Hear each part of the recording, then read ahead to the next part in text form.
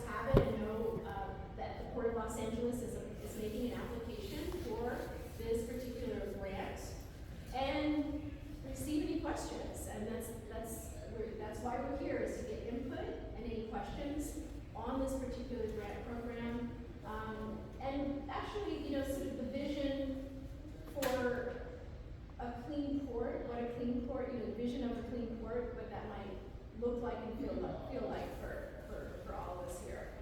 So we're going to start. I'd like to ask the Harvard Community Benefit Foundation board chair, Ed Abel, to just maybe say a few words about our history here at how HCF has come to form in our relationship with the port, and how we're looking forward to forging a new sort of relationship with the port. Thank you. I'll just say a couple of words and maybe include some of that. So my name is Ed Abel. I'm serving currently as the board chair for the Harvard Community Benefit Foundation, which is a nonprofit organization that came into being really as a result of court settlement regarding the China shipping terminal over a decade ago. At that time, several millions of dollars were provided to the foundation as a conduit really to the community to use those funds to offset some of the impacts of the cargo goods movement on the communities of San Pedro and Wilmington. As you know, the port provides a lot of benefits in terms of jobs, goods, and so forth for really for the country, not just for our local area, but also exacts a toll on the environmental and public health aspects of these communities and wherever the cargo goods movement extends. So that goes along the freeways, out through the warehouses, along the rail yards, and covers really a very wide area across the country. And so trying to deal with how we offset some of those impacts in terms of degradation of air quality, degradation of human health, and really sort of the focus of our community benefit foundation. And so we provide funds, awards to various community organizations, and try to use them in ways that actually improve the quality of life in Wilmington, San Pedro communities. We have periodic rounds of grant applications. We receive ideas from the community, from various organizations, review those with appropriate technical review, et cetera, as needed, and then make awards throughout the year. I've done so for the last several years, and thus far provided some $10, $11 million of funding for the community. In this particular opportunity here, the Environmental Protection Agency has organized and released, and you'll hear the history of how the program came to be in just a few minutes. But the Environmental Protection Agency has provided a program now, an opportunity for ports to apply to obtain funds from the federal government to essentially continue that work, accelerate that work by transitioning to electrification in the ports, to cleaning up the operations, and how they might do that. The port is working on developing several ideas across several terminals, and they'll be describing that in just a moment. The reason why I'm here right now and why the Harvard Community Benefits Foundation is here is because EPA requires that as a part of this, there also be a substantial community benefits, community engagement effort.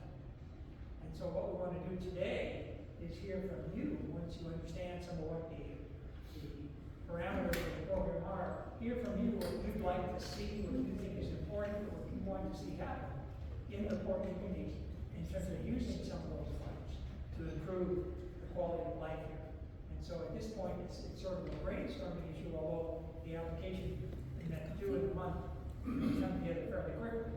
But still, we have a unique opportunity, I think, to sort of guide, to direct funds towards the community improvements, and we're working to see that the port incorporates that into their application, and hopefully will work in a way that's see that as a value, and see that as when we're making these applications that results in funding for the community. So with that, I want you all and encourage you to please speak up and not be shy about sharing any ideas that you may have in terms of how it can improve life here in North Tennessee.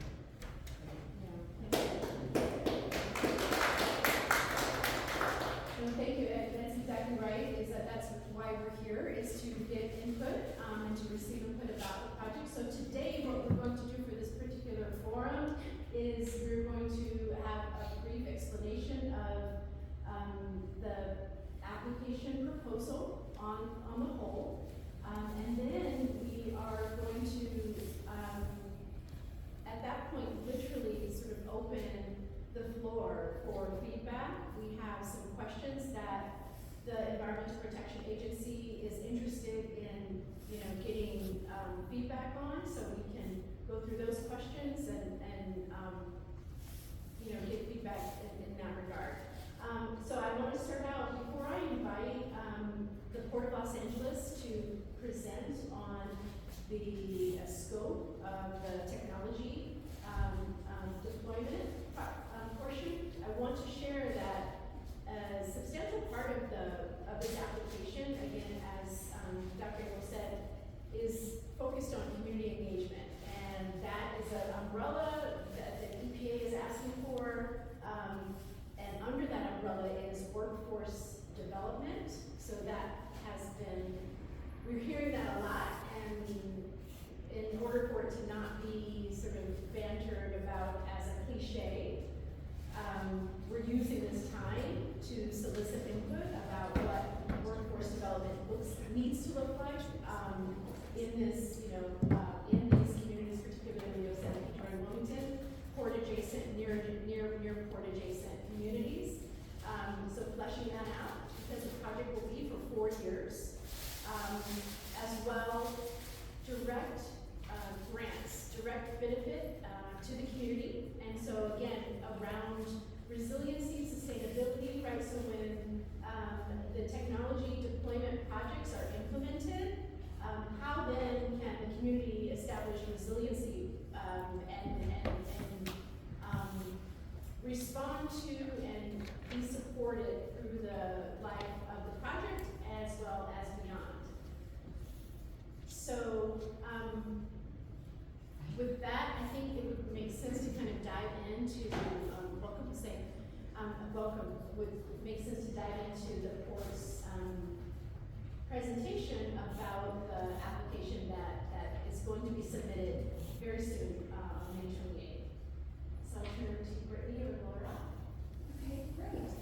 Hi, everyone, and thank you so much. We really appreciate our collaboration with the Harbor Community Benefits Foundation. It's been, do I need a mic? Is it? No? Yes, I don't, I'm probably please. okay. I'm kind of loud. Would you, I'll certainly use it. Oh, I have to push it down usually? No? Oh. Does that work? No. Oh, I have to actually push it while I'm talking? No. It's just a little temperamental. Okay. Is that working? Yes. Very good. Oh, did that? Okay. All right, so Thank you again. And thank you all for putting this together. We really do appreciate our collaboration with all of you. and appreciate you taking, is the other mic better? Yes, Let's try it. Thank you. This one is temperamental. Thank you. So we're going to talk a little bit about our application, and just to let you know, the application is due on May 28th, so we have about a month left to finish up the application. Quite a bit of work has already been done on it, and we'd like to share with you some of the direction that we're taking the application, and then of course, we have been listening to your input from the community as we've been putting the application together, and we will continue to listen and work with you to collaborate on how we finalize the application and continue that collaboration as we move forward with the project, in the hopes that we are awarded the grant.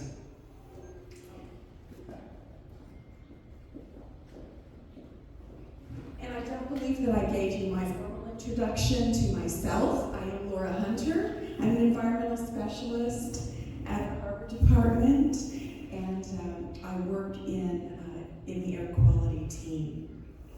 Laura, this is This, it's on the board. I think that's, is that better?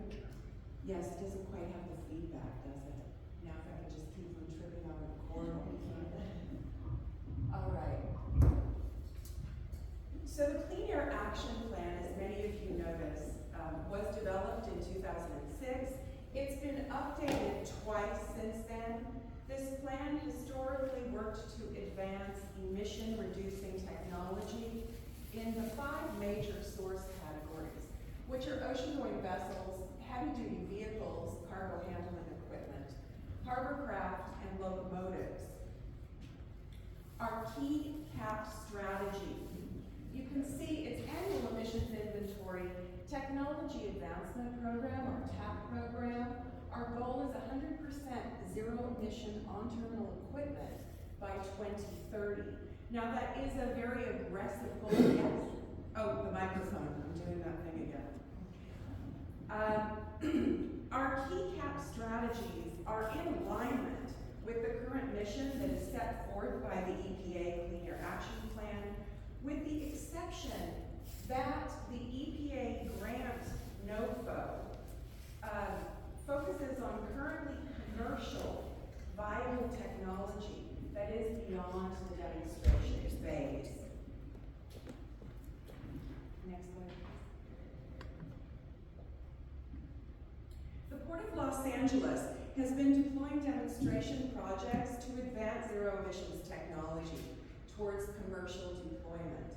The programs have been instrumental to the advancement and eventual deployment of future zero emission technologies. This transition includes the TAP project demonstrations, grant-funded demonstration projects with port partners and technology developers, and they are usually done on a case-by-case basis. We also support other entities that are developing technology that are useful in port operations. And those other agencies, many of them are listed here, we work oftentimes with the California Air Resources Board, South Coast Air Quality Management District, the California Energy Commission, and the Environmental Protection Agency on various types of grants. Now, sometimes they are funding grants that we're working on for technology demonstration projects, and sometimes they're actually agencies that are spearheading some of those projects, and then we work to support their projects. And that has been, in many ways, a great collaboration. Next slide, please. Our goals are to encourage technology innovation, demonstrate the effectiveness of new technologies under, and this is really critical, under real port operational duty cycles. Something that we see is that oftentimes in other types of environments, some of the new technology equipment will function quite well, but when we put them out on the terminal and they're subjected to those vigorous duty cycles, they sometimes aren't quite ready. And there are things we work very closely with the original equipment manufacturers to develop lessons learned and work with them on ways that they can improve the equipment so that it can meet those rigorous duty cycles at the terminal. Our goals for the CAP require continued industry advancement of technology in order to meet those goals.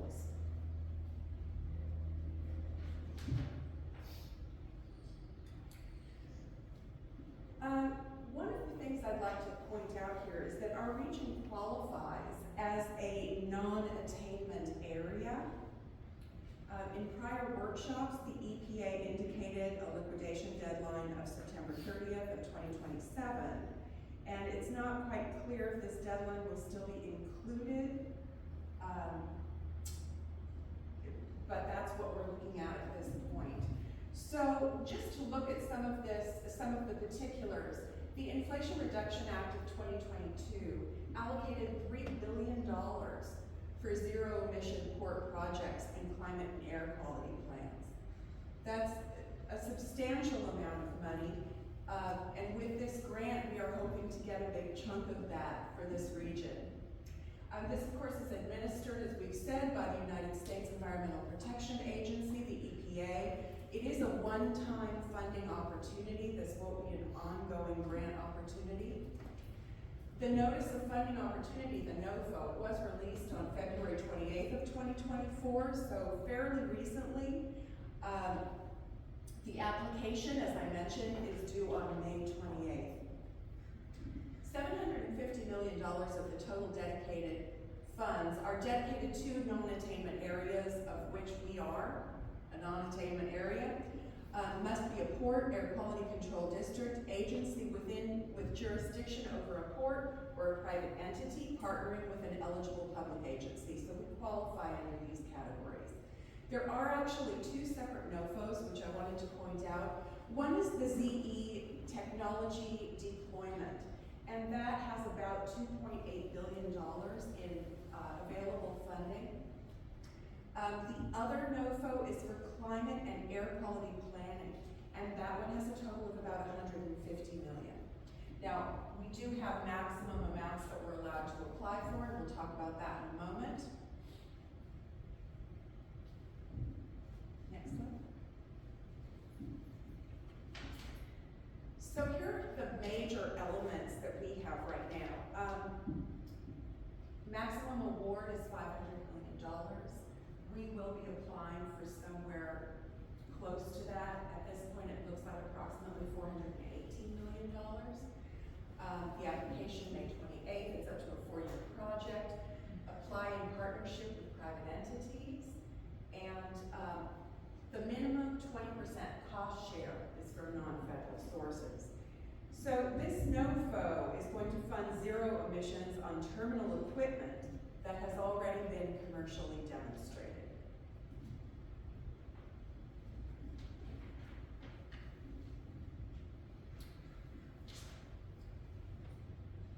The Zero Emission Technology Grant presents some limitations. First, all technology purchased with these funds must be human operated. Second, all infrastructure projects must directly serve the equipment purchased by the grant funds. The Buy America, Build America, the BABA requirements preclude purchasing equipment from certain foreign manufacturers. Therefore, the manufacturers of the technologies are limited to the United States. So you can see here some of the parameters. So zero emission mobile equipment, purchase and deployment, cargo handling equipment, drayage trucks, locomotive and harbor craft, ZE infrastructure, the ZE infrastructure to directly serve the equipment that's purchased through the grant, and shore power projects. And we can support activities and administrative costs. Next slide, please.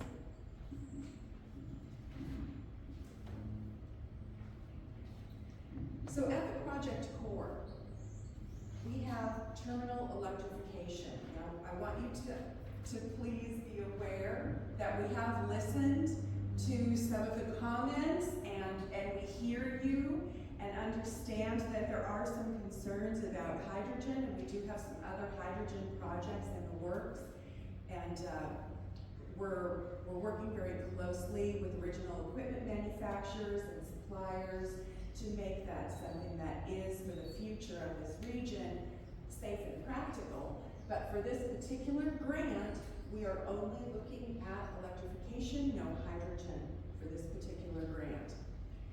COLA staff has been gathering information from all of the different terminals. And keep in mind, this is our environmental staff, this is our engineering.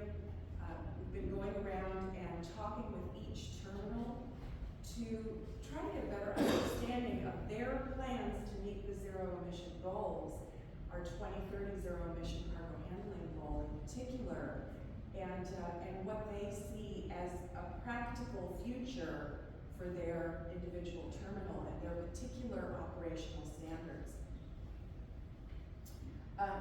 Go back again, sorry. So the total project cost, after we talked to the terminals about this and added it up, their wish list was about $702 million. Now, the terminals are going to supply some of the match share, and COLA will also supply some of the match share. It's going to be about 40%, and if you recall on the previous slide, they do have a 20% match share obligation for the grant application. We are coming in at about 40%.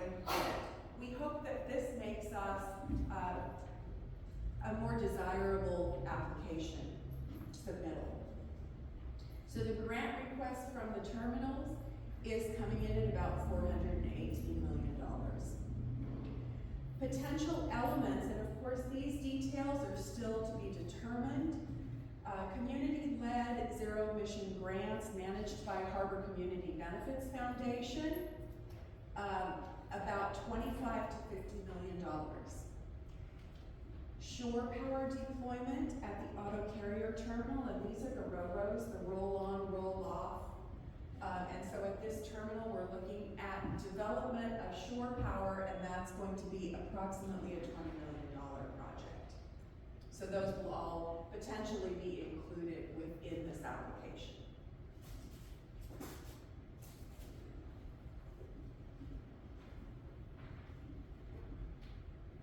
All of the eligible terminals are listed in this particular slide with their various equipment interests. And this is their wish list for the grant application. These estimates are general and are still being defined and refined, as well as the Harbor Community Benefits Foundation collaboration in the steering community-focused zero-emission deployment efforts. So at this point, and you can see if you have any questions about this, but you can see the various terminals, and for instance, YTI has a $25 million request. They'd like to have about 5 zero-emission yard tractors, 10 top handlers, and crane energy management system. So just to give you an example of what we're looking at, you can see that we have 25 million, and we have a request over here at Everport for 200 million. We're trying to make this something that is a little bit more balanced, and but we have worked with the terminals on many demonstration projects in the past, and we're very excited for the possibility of this grant. So at this point, we'd like to extend a special thank you to the Harbor Community Benefits Foundation for all of the support on this grant application, and we really look forward to working with the community as we move forward in this process. So for our climate and air quality planning program details, this one is the other grant opportunity, and this one is very interesting. So we've heard a lot of interesting thoughts about this planning grant opportunity during our last stakeholder meeting. And while we have yet to settle on a particular project, we're open to listening to what the community finds of interest for the board to pursue in this regard. And these meetings that we're holding right now are intended to gather input from community stakeholders on this grant effort. So this one is $150 million available. The maximum award is $3 million. The application deadline is the same, May 28th. This is up to a 3-year project, whereas the other one is a 4-year project. And this one is an emissions inventory or accounting exercise, strategy analysis and goal setting, stakeholder collaboration and communication, and resilience planning. So this is a very interesting component of this grant process, and we're really excited about this too, to help us move forward in some of our planning efforts.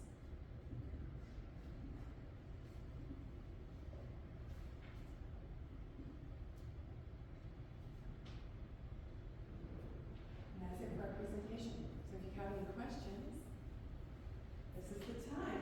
And if you want to contact us, this is Jacob Goldberg's contact information. Feel free to load up his inbox. And of course, if you'd like to talk with any of us as we move forward, feel free to contact us. Laura Hunter, and we've got Brittany Ford and Teresa Paisano. And we're all just, it's really just the same email, but first initial and last name. And we're all here for you. Thank you. Anything else? So there was a lot in that presentation, and Well, I guess you have a question. absolutely, we're going to open it up. I wanted to just kind of formally introduce our facilitator. Melissa Morgan is an expert and trained facilitator, and we are grateful to have her here today. She is with founder and director of Her Works, and Melissa is going to, before I would like to have Melissa come up this way, but before that, I'd love to just kind of informally ask Sean if you would say a few words about kind of how Congresswoman Barragan really was foundational to bringing federal dollars to this opportunity. If you can kind of flesh out that history for us.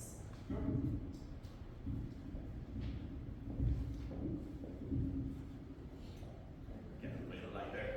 Good morning, everyone. Sean Kearns. I am a senior field representative for U.S. Congresswoman Nanette Barragan.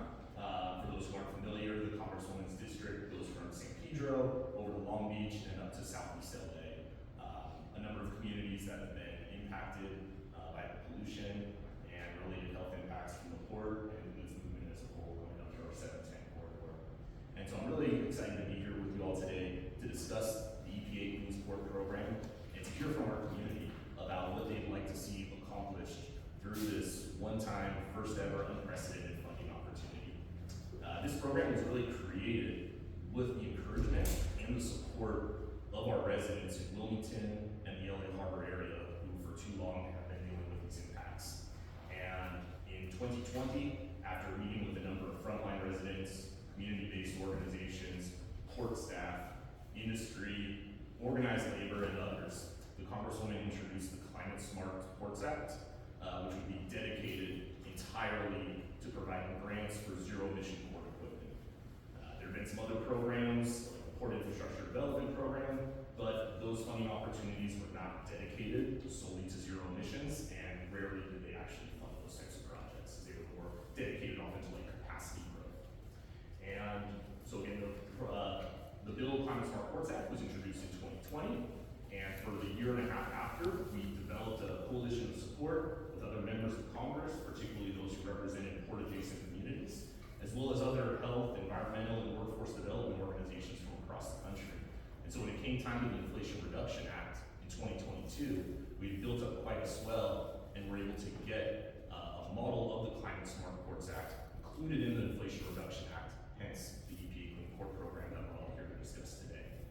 I thought Ed and port staff did a great job of talking about the program, so I'm not really going to go into any further detail on that. I think you get the picture. The majority of the funding is here to deploy zero emissions equipment and infrastructure. To go with that, there's also funding for workforce development to make sure that those same new jobs that are created can be at the benefit of our community right here in the front line. Particularly, we'd like to see those be prioritized for our residents in Wilmington, really, who have for too long been left out of this process. But of course, we only got here with the community's voice, and as you've heard, the HPA is really stressing that there's community engagement and robust community support put into the port's proposal, and so we need a community voice in that. And so I'm thankful for those who are joining us here today, and I encourage you to please share your priorities, your concerns, and again, what you'd like to see achieved through this funding opportunity. I would also ask that if you're able to, please spread the word of the upcoming meetings that the Harbor Community Benefit Foundation has scheduled for this afternoon and for tomorrow evening in Wilmington. And in addition, I know the Harbor Community Benefit Foundation is also doing other outreach, looking at external sites in our communities. And so I really wanted to give them a shout out. So if we could please give a round of applause to our Harbor Community Benefit Foundation. Thank you so much, all, and I'm going to turn it back over to Dina. Thank you, Sean, I appreciate it. And so, again, I want to also just really flesh out a little bit about how we're scoping out workforce development, and I wanted to put Jose on the spot and ask if you could come and sort of outline kind of the three pillars that we're looking at in terms of workforce development, and then we're going to move directly to questions. I really appreciate you. Yeah. That's fine, I appreciate it. Yeah. There's a couple of goals, just specifically to the workforce. A lot of it's creating pathways for our communities to be able to go from understanding what happens at the ports, what are the jobs that are available at the ports, and how do I, as a community member, get in front of the line, to your point. So we want to create a pathways for training and development for our youth and our community. So part of that goes to engage in as early as the middle schools, get them to understand what's going on, education, everything that happens at the ports, not only from the job perspective, but what do the ports really do? Going into the high schools to see what that looks like for job training and development, with either pathways to college or universities, or even training institutes, right, that are equipped to get our students and our community in line with port jobs. So that's one level. Interwoven with that will be our community engagement, right? We really want to hear about what does the community see, how does that maneuver, how do they get involved, not only here now, but for the next couple of years as this grant is not only developed, but in place. And then do adjustments need to be made along the way to make sure it serves the community right. Looking at it from that lens, schools are one of our greatest assets. Every school has at least 1,000 kids, that's families that we can touch, that's families that we can share information with, and that's money that can go back into our communities as jobs, right? That is the primary goal. In doing so, also working with them closely to see what are some of these grants, right? Direct grants that can really be used for, that can really help not only from the workforce needs, but sustainability. That's going to be the biggest goal. What happens after this grant is no longer here? Can we create those pathways so they stay in place? So even as the grants are removed, the money is removed, those pathways continue. That is the ultimate goal. We want to be able to create it in such a way where there's stability long term for these grants. In a nutshell, that's what we're developing. Engaging local agencies how are already doing the work, right? Where are the gaps? Is there a need there? Touching not only the schools, but also businesses and also the community members at every level, just to get a better sense of what's needed. Because if we're going to design something for the community, it has to be driven by the community. So, questions? Well, we're gonna. Okay. Melissa, thank you, Jose. And we're gonna just, at this point, I know we have a question, so let's just jump right in. Here's what I'd like to do, because we're all gonna have questions, and there's some things I think we've got maybe to process too, and I'm sure we'll have our story over here. I just wanna ask folks for a moment, since it's early, if you'll just find someone you don't know, and for a moment, just share. You asked a question, Dana, what does a clean port look like and feel like? Because I'd like to hear some of those responses, and then we're gonna go to you first, for some feedback. So if folks would get up, stretch, meet someone new. This is a community event. It's important for us to connect with one another when we can. What does a clean port look like and feel like? And you have about 2 minutes.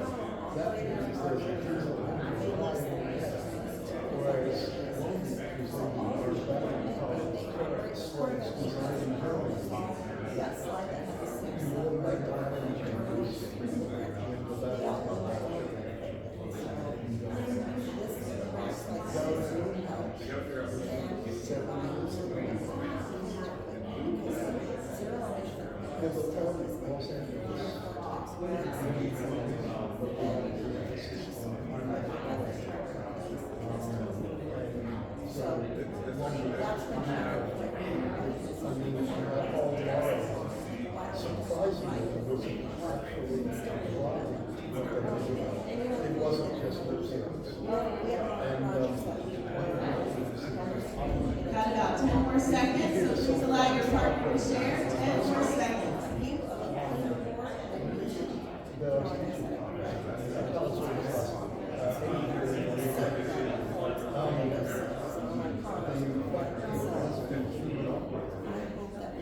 Is the ILW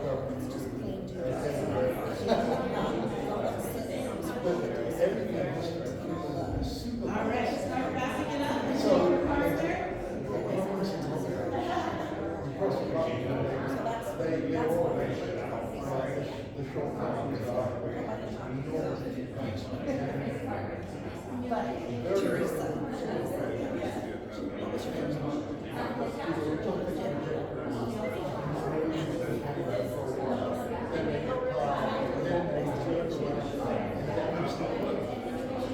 So you press a little button on the All right, thank you, partner. Thank you, partner. So it's human operated, isn't it?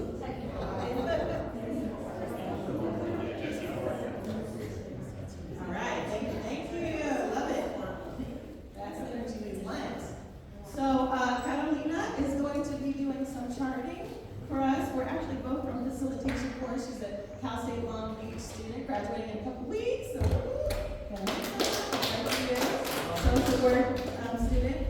All right, so here's what we're going to do. She's going to be charting as fast as you talk. She's going to try to write it just as quickly, because a lot of what we want to do today is capture all the feedback for the folks who have their listening ears open, right? And throughout this process, HCDF, I'm saying that correctly, is going to be capturing all the input. So, I'd like for you to share who you are, why you came, and then what does it look like and feel like? And I'm gonna give space too for, if you want to add a question on there, we will weave in the questions. We might do a separate chart for questions. Okay, so first I'll start with you in the back. Just who you are, why you came today, what does a clean board look like and feel like? Yeah, so I'm Bonnie, and I actually, I have a couple questions and some comments, so we can leave it in, but I live here in San Pedro, right off of 25th, and so I'm a resident, but I'm also quite familiar with the ports. I work on the line side at a terminal, so I think I come with some pretty solid knowledge of this industry and some of the challenges. Just in looking at what you're submitting,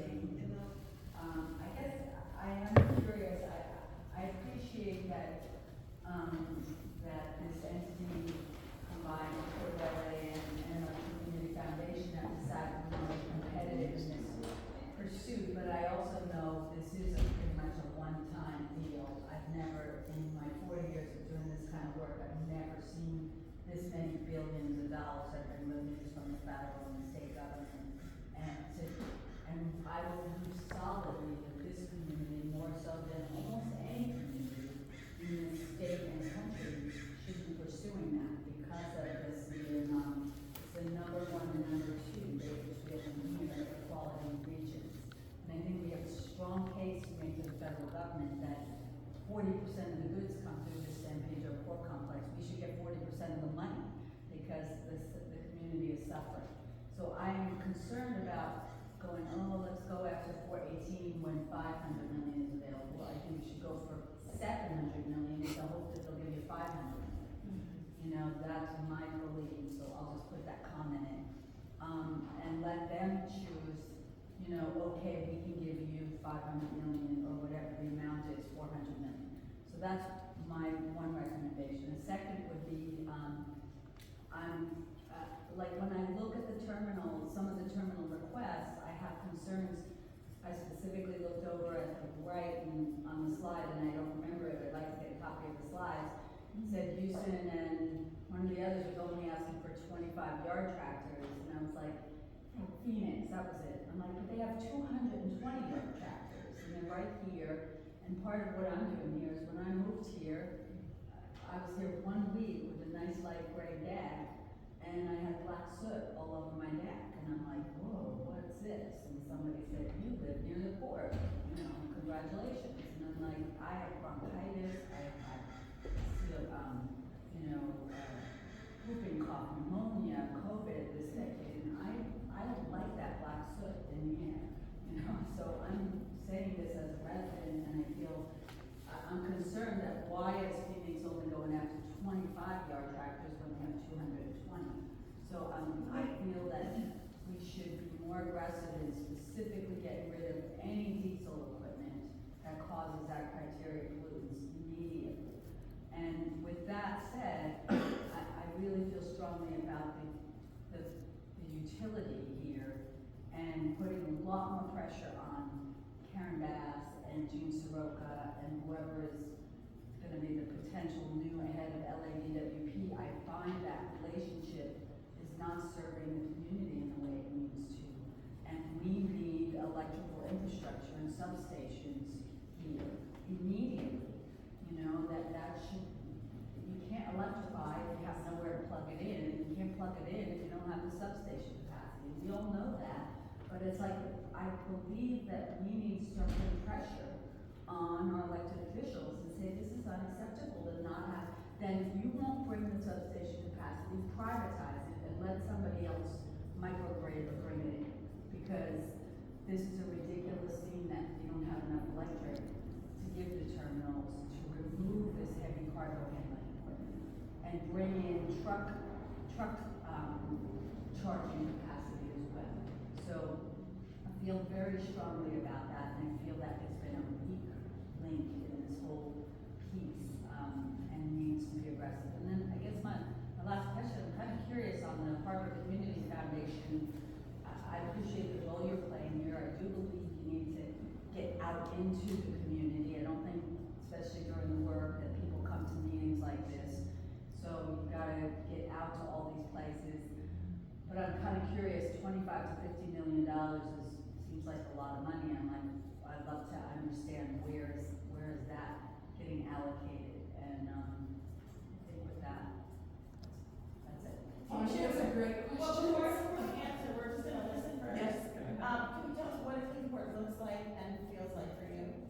Clean Port is fully electrified for all stationary equipment, for all things that are on terminal, for the things that are moving, long haul, that is long haul drayage trucks, ships, and locomotives, hydrogen, methanol, or ammonia, because those three can go the long distance, and reserve bunker those things and reserve keep those reserves for those long haul. Don't like put hydrogen on all the equipment, because when we can electrify stationary, it doesn't go far if it stays on terminal, or it just goes to warehouses back and forth. So electrify everything possible and make it critical infrastructure, bring the substation capacity here, and then keep we absolutely need hydrogen, we absolutely need e-methanol, and we absolutely need ammonia, which we can bring in safely. I mean, I think we have a lot more education to provide the community on the fact that these three things can be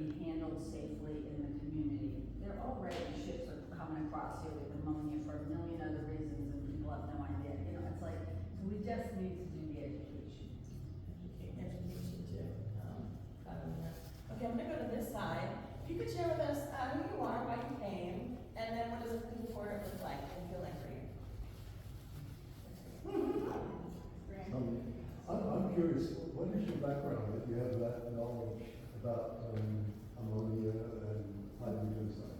Yeah, my background is that I've been doing environmental work for 40 years in infrastructure, and I also teach it at UCLA and Harvard.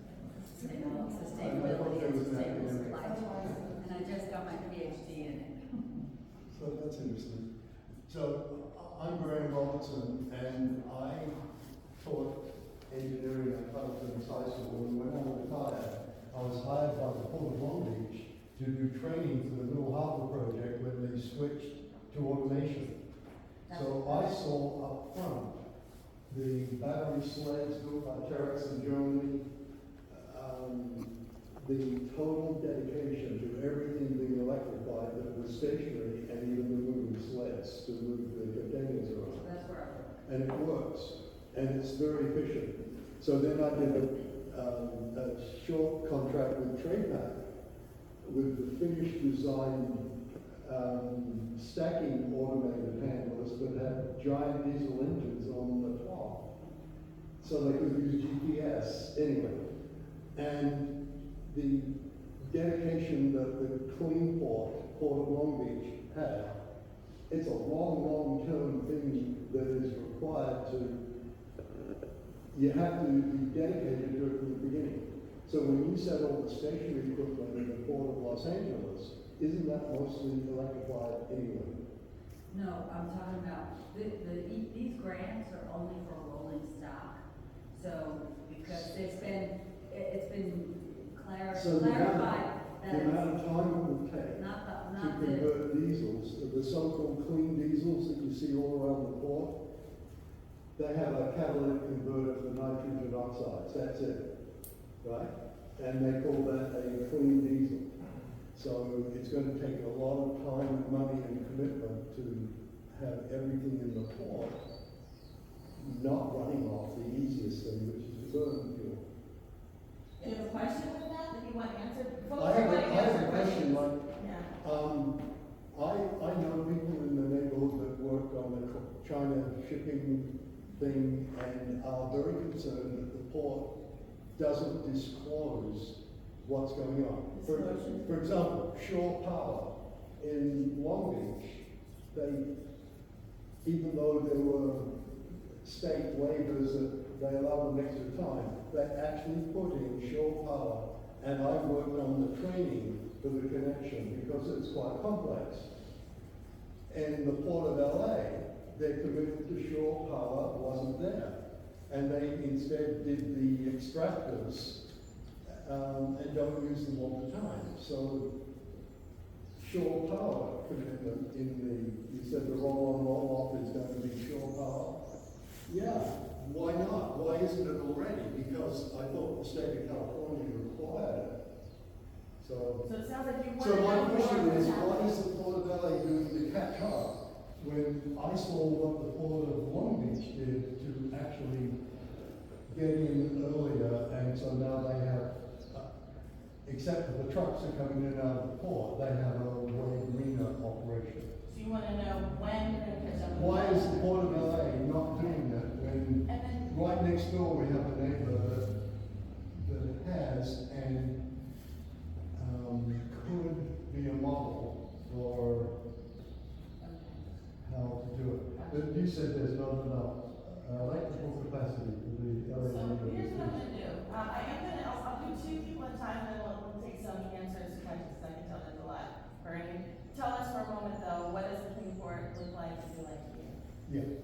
So the Clean Port says, let's go on a field trip to the Port of Long Beach, Middle Harbor, built from the ground up, from the mother, and that gives you the ability to do drastically different, to integrate shore power at the very design of the terminal. So how do you do something like that with an existing operating terminal without disrupting everything? I mean, the money has to pay for this equipment, right? So there would need to be a team that works on the transition while the port is still able to operate. And I'm sure you thought about those things. Yeah, if you want to address that and also the context of this grant, because this grant supports that.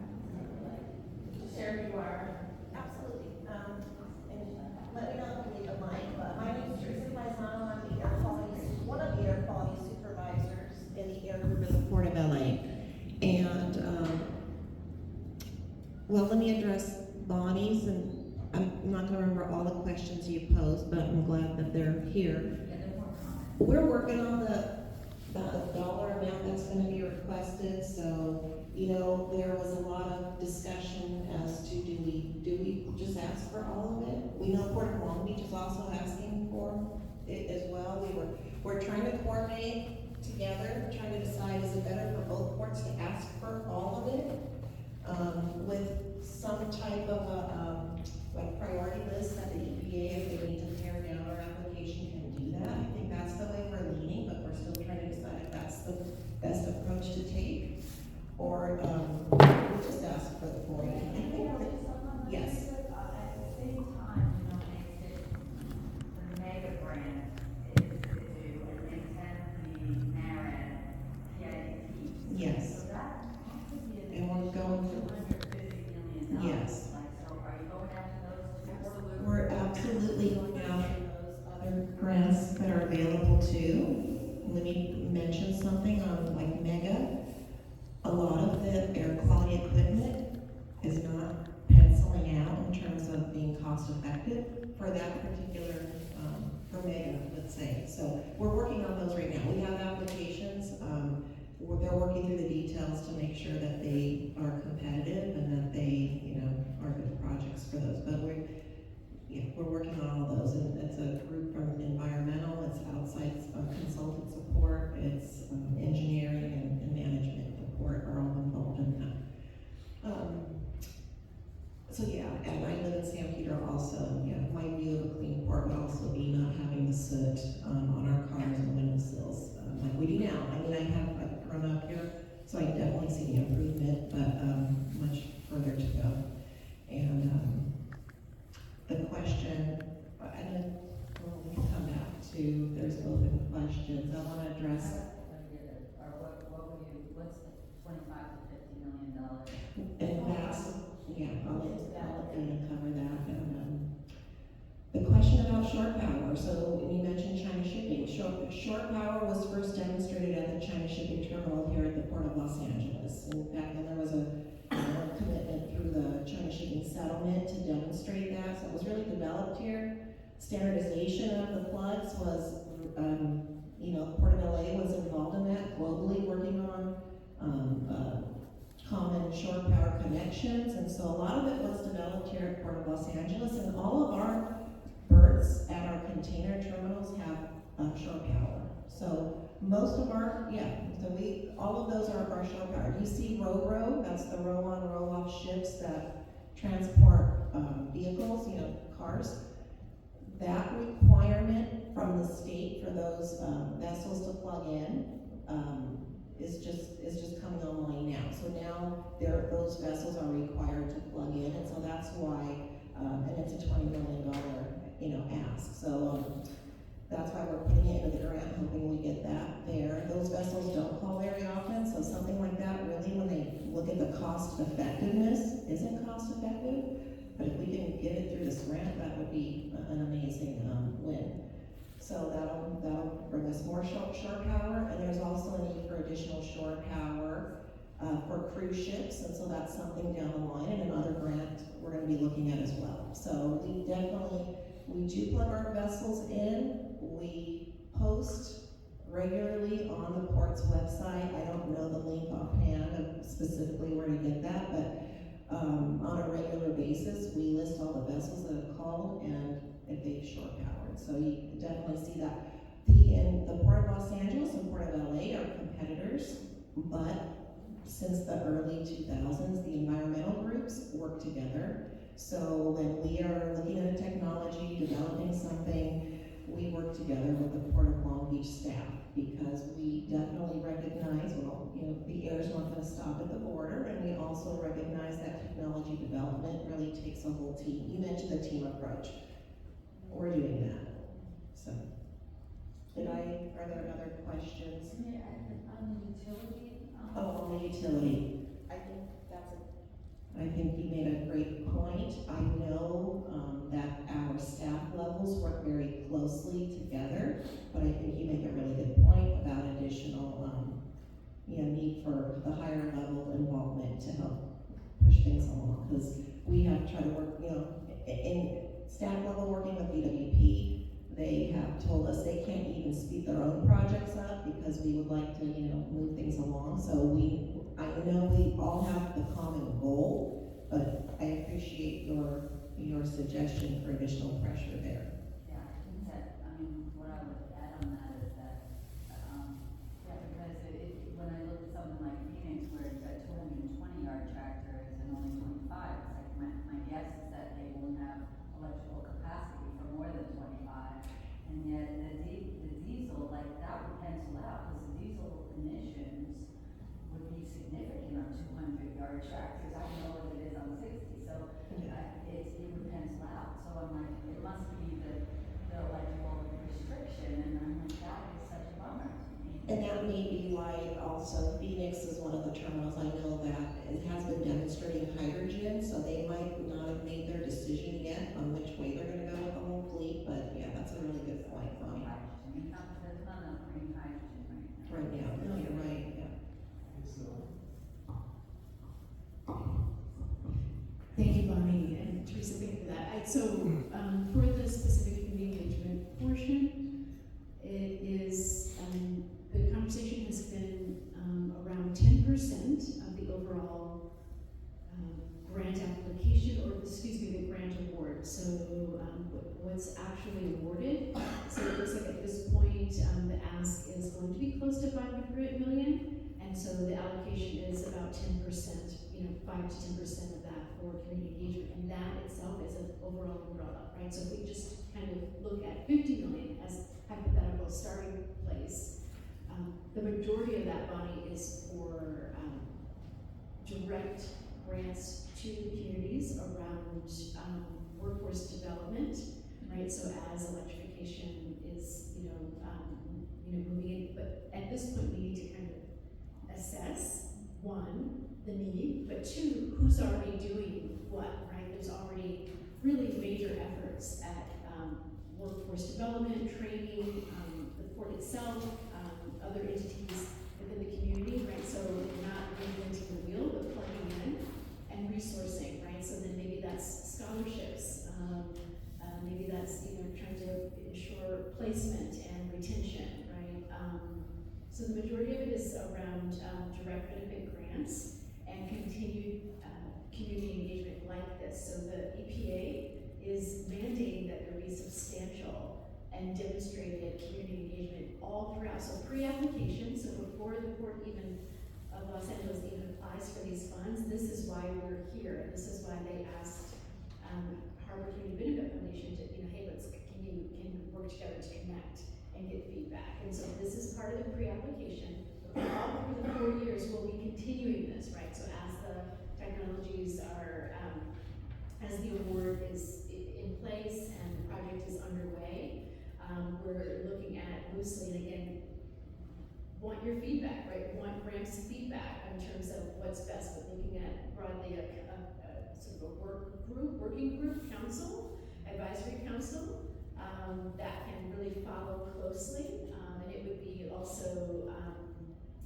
governed by the Brown Act to ensure transparency, but making sure that it's, that there's a task force working group dedicated to this grant in particular through the 4 years, but also beyond, right? What are the implications for a community, for the technology itself, right? Even what I'm hearing actually is even sustainability of the technology that's purchased with this grant, right? And what does that then look like in, 10, 15 years from now, and how do we sort that out? So it's really about, it has to be community driven. HCBF doesn't have the answers. We're literally the table. We're literally the chairs and we're asking you all to sit in these chairs so that, and so that we can develop this together. So that still is to come. I think I'll just say one or two other aspects of this. We have to look backwards as well as forward. We, in a sense, we sort of dug a big hole in terms of air quality and public health in these communities that we have to deal with. And we don't just start at zero now, we're in a sense, sort of in a negative area that we have to bring up. So the kinds of things that we've done in the past, the kinds of things we're talking about doing with these funds would be things like supporting health clinics that we have, installation of filters, filtration systems in homes, because the air is not gonna clean up tomorrow. And so we're trying to make it a little easier to live in our homes here because of the poor air quality.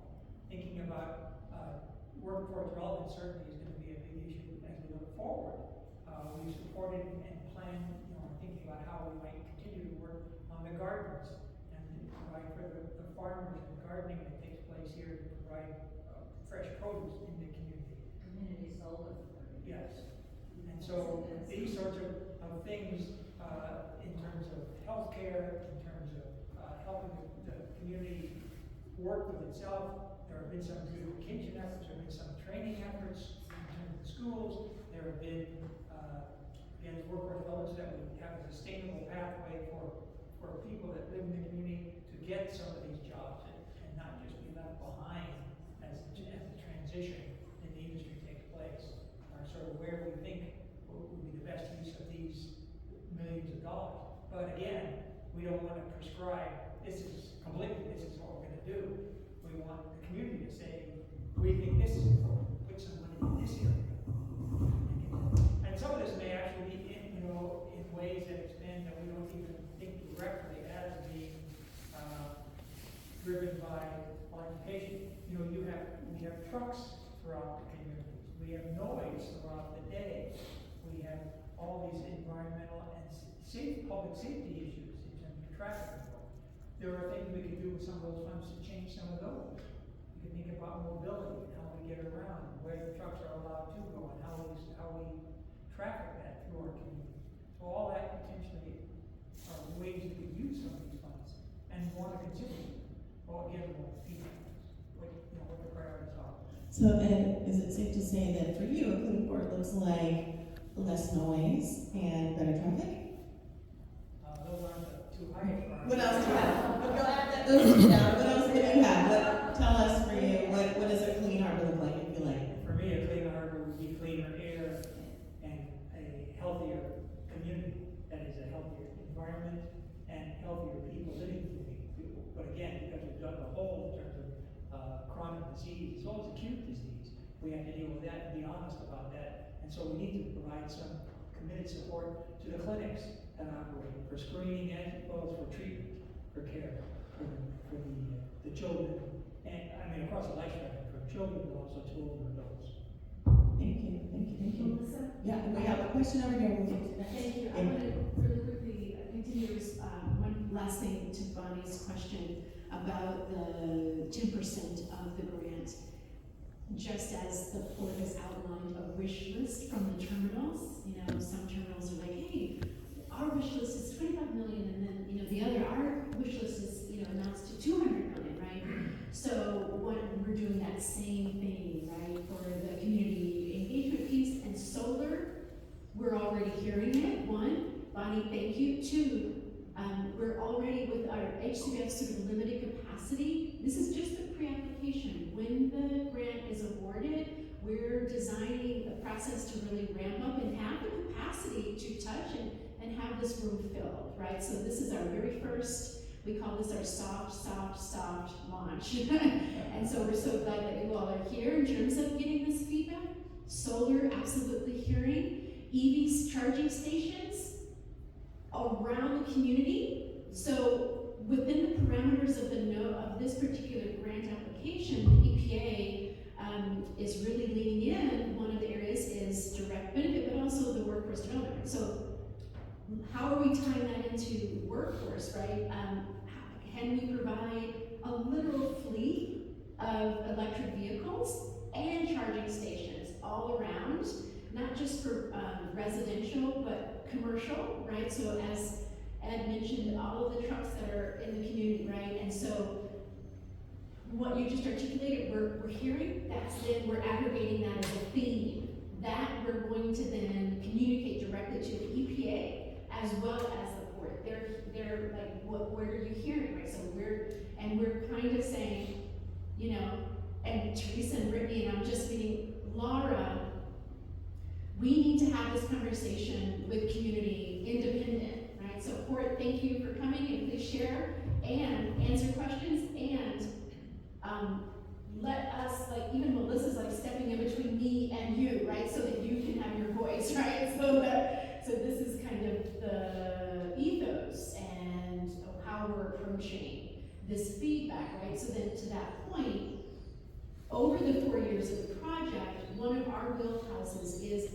is academic peer-reviewed studies, right? So we've done land studies, we've done noise studies, right? And so at the end, we really want to aggregate and establish a codified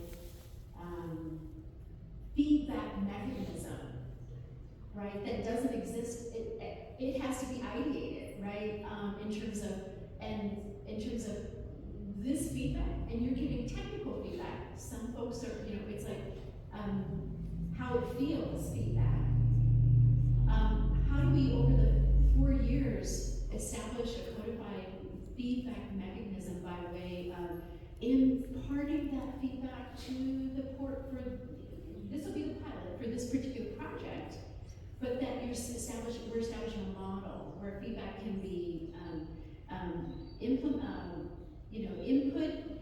given to the port, but that the port actually has this an open sort of functional exchange, right, with community, and can say, well, we can implement that, or we can't implement that, and this is why we can't implement that, or we're going to implement it, and these are the pieces, right, and so that there is a flow in that regard. So I just want to say solar, and yeah. Okay, we're gonna go over here. We've got a couple more folks here from. Share with us, Mike King, what a clean port looks like, and then roll into your question. Hello, Omar Bronson. I'm the Executive Director of the LA Community Garden Council. And I'll be transparent, I think a clean port looks like awesome gardens. 2 words were shared today, resiliency and public health. And I think community gardens represent both those things in very human scale ways. The community garden in San Pedro has over 200 members, and that's actually 200 households, so it actually represents a lot more people than that. It's also, I think, one of the oldest community gardens in Los Angeles. We also have the community garden in Wilmington, which is about 40 people. And so just in terms of outreach, that's 240 households that we're with Jesse in direct contact with. So maybe we can host something, for you, so that way you can come to us. And I think we really, I used to be the executive director of River LA, so focusing on the 51-mile Los Angeles River and looked at big centralized infrastructure. But what got me really excited about the Garden Council is this distributed infrastructure, and really where people are directly participating in the action. These people, it's not like a park where you're just going to go visit. These people are actually actively making LA healthier and cleaner, and creating food security. And so to me, in some ways, a healthier port is an integrated approach. I think sometimes when we do things in a siloed way, just like you said, air doesn't stop at a border, right? Health doesn't stop at a border. And so how do we, I think gardens represent a resiliency and it's pretty. So obviously very curious how community gardens will fit into that $25 to $50 million. Jesse, you wanna add anything? Right off the bat, we should have probably stopped. I'm fasting today, so. Omar received, and I would like to connect and flesh out even more. Go ahead, Jesse, but thank you for that feedback. So why come, and what is a clean, healthy port like? Yeah, I'm Jesse De La Cruz. I've been participating in Harbor Community Benefit Foundation board meeting for a little over 3 years. When I first got wind of it through a grant that the Garden Council was awarded in 2015. And that grant supported our work to be able to organize local farmers. But yeah, I shared a couple of notes and discussions with Bonnie here, which I was happy to hear her comments. And what a port looks like for us is being able to increase the lifespan. I think people on average live about 12 years shorter, right, than the national average, and that's highly due to the air quality in the port communities that has been suffocating residents to through this sea of petroleum that surrounds us and had the largest deaths of COVID in the nation. So that's number one, you know, being able to ensure that our kids thrive in a healthy environment. Now, my comments, I heard a lot about community engagement, community-driven processes, yet I never heard anything about a community engagement plan or outreach task to have direct-to-community engagement. All I've seen is newsletters and email invitations, but no direct-to-community sort of dissemination of that information. And I think, you know, there's a lot of organizations, I'm going to say, we're the only ones that are doing this work. That are doing this work. Sorry. You know, so there's a lot of EJ, CBOs, community-based organizations that can help the vision and process of these, these desires of the community to be able to have a blueprint and a roadmap to work towards implementation. And there's a lot of models out there that we can look at. Something like Ecolab, Watts Rising, they build broader coalitions of organizations that convene, hold public forums, go into the neighborhood. And I know, I've seen a lot of the investment is really focused on port activity, right? Directly in the port. And I just urge, you know, Port of LA and Harbor Community Benefit Foundation to consider looking inland as well towards the northwest of San Pedro. You know, that has a channel down below that, you know, discharges straight into the harbor where a lot of runoff exists. And there's a huge need for soil amendment to retain local farmers' jobs.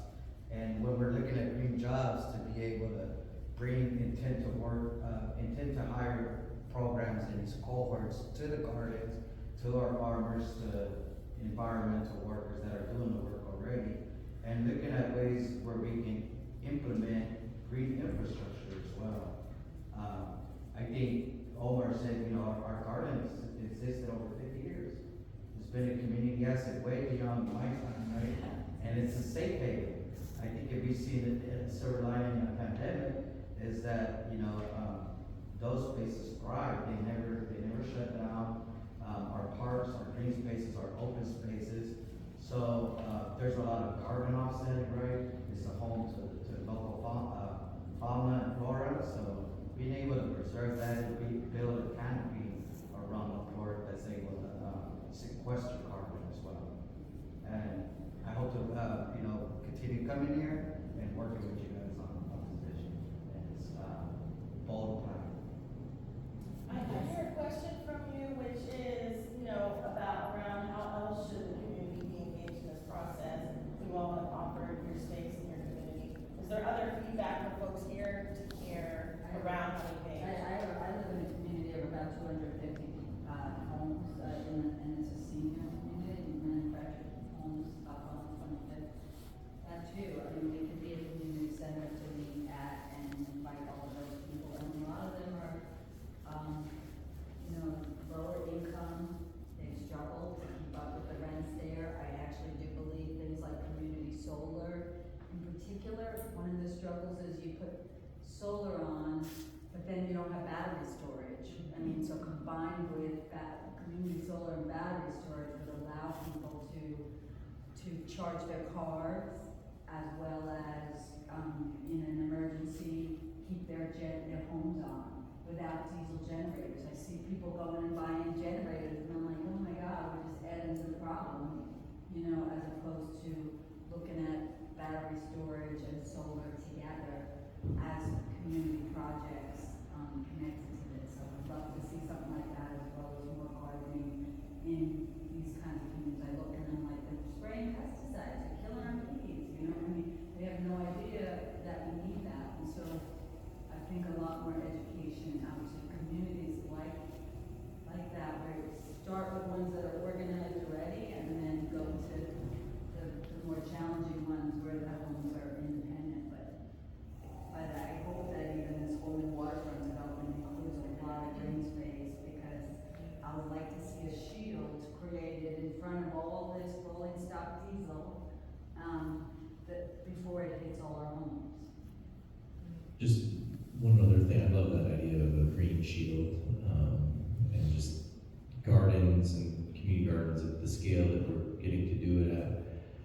we're looking at micro irrigation systems, and so how can drip systems both be help water conservation, water management, but also support the gardeners, make gardening a little bit more easier, accessible, and so like that resiliency.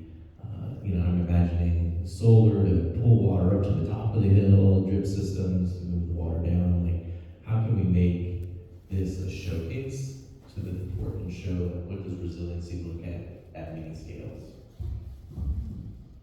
I'd like to invite you, if you could share who you are, why you're here today, what a playboard looks like. Good morning. My name is Aaron Vargas, and I'm a Spanish interpreter here. Just wondering if there's any person in need of a Spanish interpretation for the meeting. That's important to have. Interpretation, thank you. I'm glad you said that. Thanks for being here. David, you have something? Yeah, so I just wanted to kind of level set, and Omar, Jesse, and Bonnie, this is super helpful because we knew, and Teresa and her team, we talked about this, we knew that we were creating the space to inform folks about this particular grant opportunity and the technology that is expected to be deployed.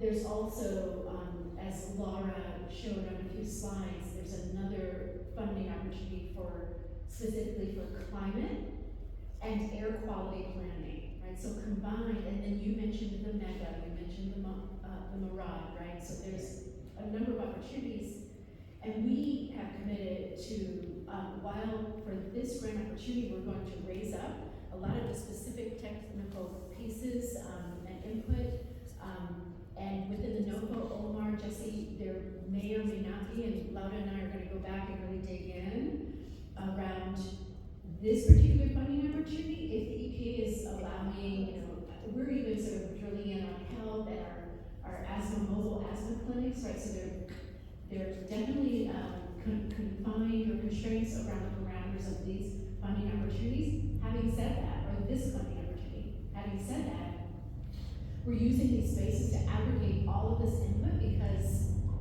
I think, as Bonnie, someone said earlier, that the funds that are coming into this space, these opportunities now, by way of the Inflation Reduction Act, right, Biden's Inflation Reduction Act, are unprecedented, are historical, and are probably one time.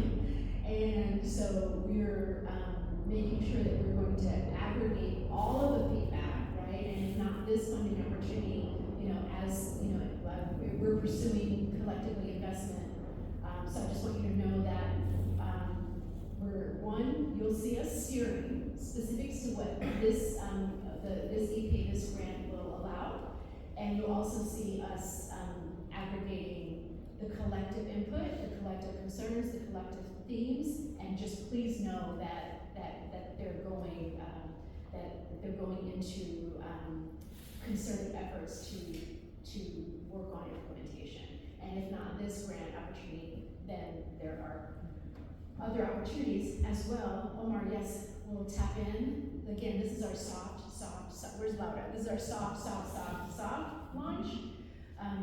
HCBF partnering just really as kind of a conduit, really as a bridge. And I think someone recently told me that sometimes with a bridge, one of the places where the bridge is to touch down, they might not want that bridge. They might not want what's going to be coming over that bridge, right? But so that's essentially what we're trying to do is like get the wish list. So we will be coming to you. We have been coming, Laura and I, and again, once the grant, and we're going to speak the affirmative, once the Port of Los Angeles actually receives the support,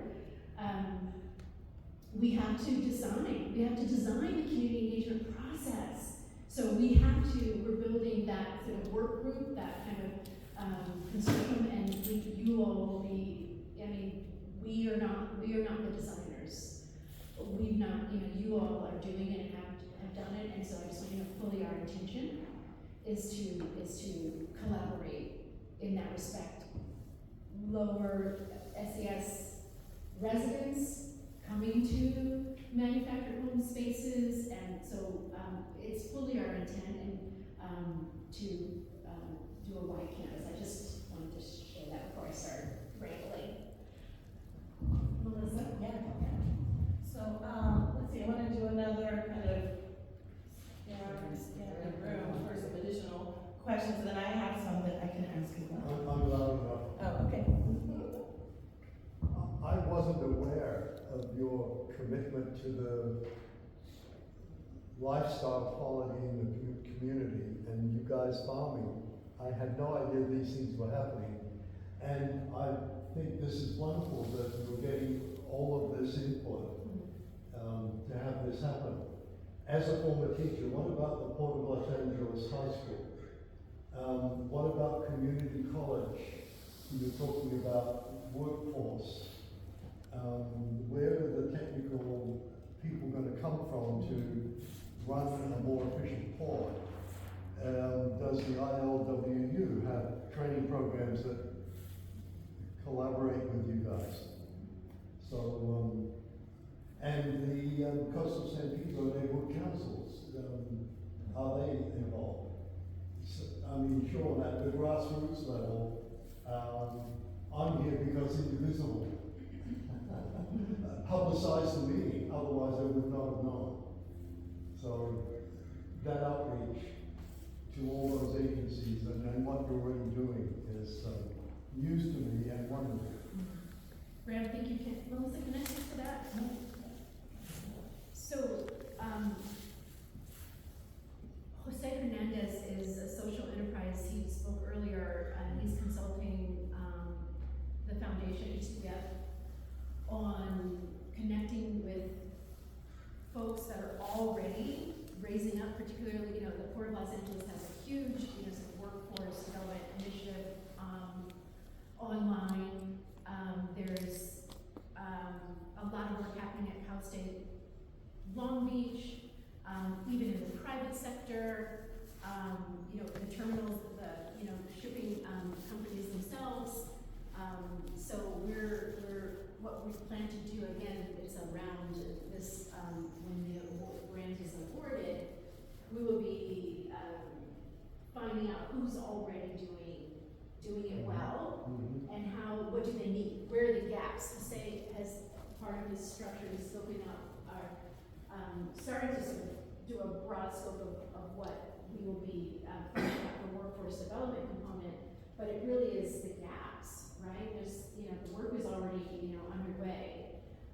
So that's one, but yeah, the Port of Los Angeles High School, our office is steps away. HCF office, we've been there for 8 years, so we're committed to being anchored and connecting. And Los Angeles Harbor College, so I'm literally missing a call. I had part of this outreach. I was made an introduction to the Cal State University of Dominguez Hills president, President Parham. Dominguez Hills, right? And I taught at campus. and I'm supposed to be having my first meeting with him now by Zoom, but I'm meeting him in person on the 9th, and it literally is to kind of solidify and have an academic. We're meeting with Cal State Long Beach as well, but Dominguez Hills is sort of right here, the Los Angeles Harbor College, right, so that we can anchor in the academic, the wellspring of students, and the work and the research that's already happening, right? And so we're inviting these institutions into this conversation, literally saying, what are you already doing? Here's what's available, here's what's on deck. And we're literally on a listening campaign. So thank you for raising that up.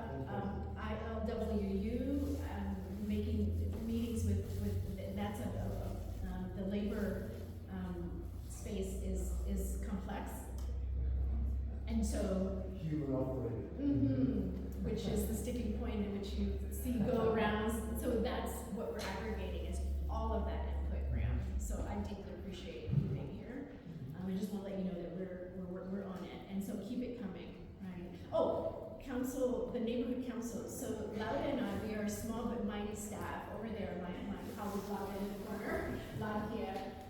We have done a blitz. I think we've probably gone to 8 different community meetings within the past probably 8 days, not 10 days. But we've gone to Central and Coastal and Wilmington Neighborhood Council, and there's a Wilmington Greenbelt and right and Northeast, and so we're on it. Graham, thank you. What was that? May I say something? So Laura, please, you need a microphone. No, I'm fine.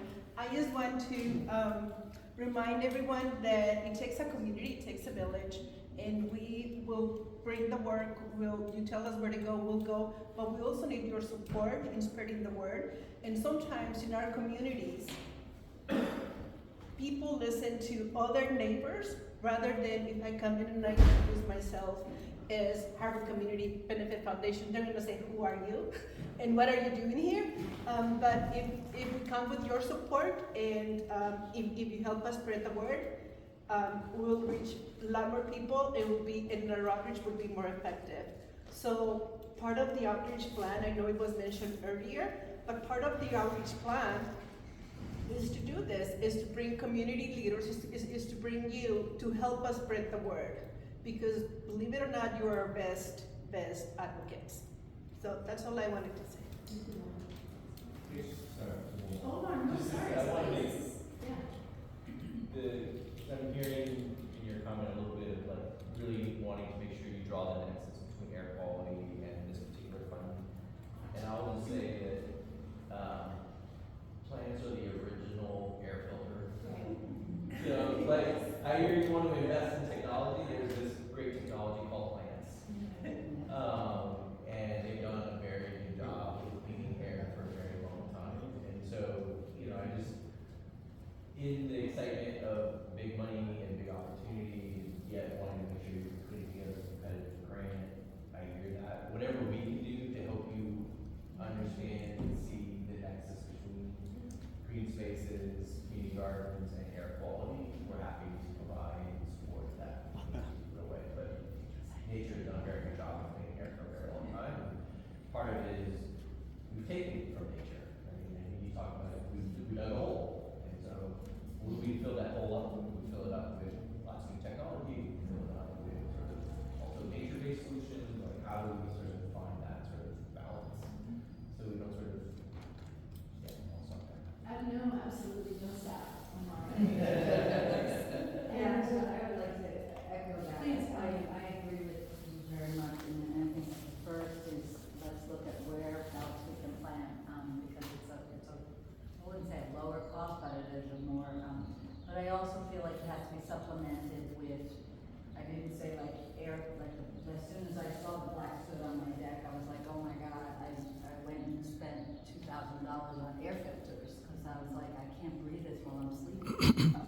And so I do think that we have to look at, and I don't say like a direct investment, that would be great, but maybe there's incentive programs for the combination of planting near the most impacted homes, air filters, solar and storage, that incentive programs. I know once again, that means you gotta work with LADWP and you gotta figure out that relationship or some other entity, because I really do believe, I recently was asked by, what was it, Bloomberg Philanthropies, can you organize meetings? We'll invest in microgrids if we're not gonna get LADWP to do it, you know, because they recognize it's a business opportunity. They'll charge rates and get pay back the rate. So I do feel like we gotta get creative in terms of if we're not gonna get our own elected officials and our own utilities and agencies to step up, then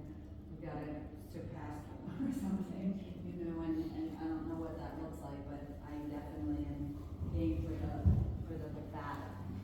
Yes, I think I have a couple of questions now that I want to ask folks up here, and then if you all have, if it brings up something for you, around these categories of community benefit, collaborations and partnerships, sustainability, long-term benefits, financial impact, risk management, and mitigation. And the first question is around the long-term benefits.